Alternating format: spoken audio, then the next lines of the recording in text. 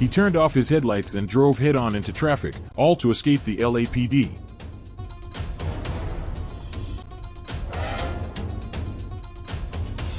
Los Angeles from yesterday evening, August 4th, sheriff's deputies and LAPD engaged in a high-risk pursuit of a suspect wanted for assault with a deadly weapon. The chase originated in the San Fernando Valley, crossed over freeways under CHP traffic, and spilled onto Mar Vista surface streets near National Boulevard and Look at the Sawtelle. cars, wrong direction. This is terrifying. This driver should be across that median there on the right, where you see that other car there. Okay, ooh, wow, almost an accident right there. Tim, this is getting worse and worse. Yes, it's Santa Monica Boulevard, a very heavily traveled east-west through the west side. So very lucky there, did not come up upon another vehicle heading west, but just whipping through these intersections, blacked out.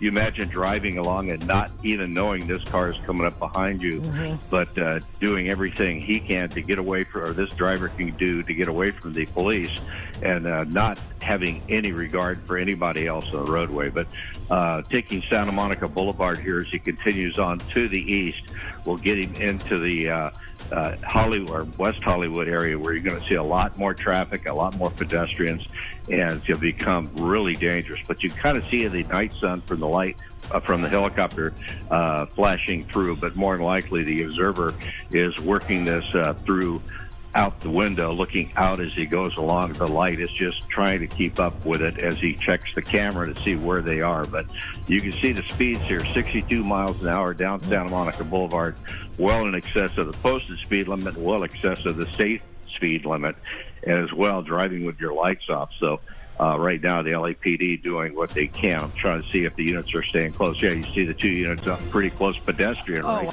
Entering the Palms neighborhood around 10 p.m., the suspect accelerates past 80 miles per hour in a residential zone. Driving well above posted speed limits, the vehicle blows straight through red lights onto wide-open city streets.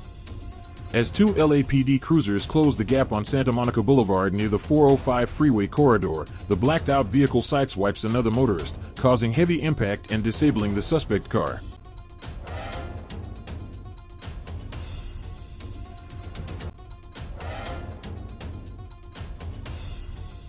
The suspect opens the driver's side door, puts their hands up in the air, and hesitates before surrendering as multiple LAPD cruisers surround the crash site.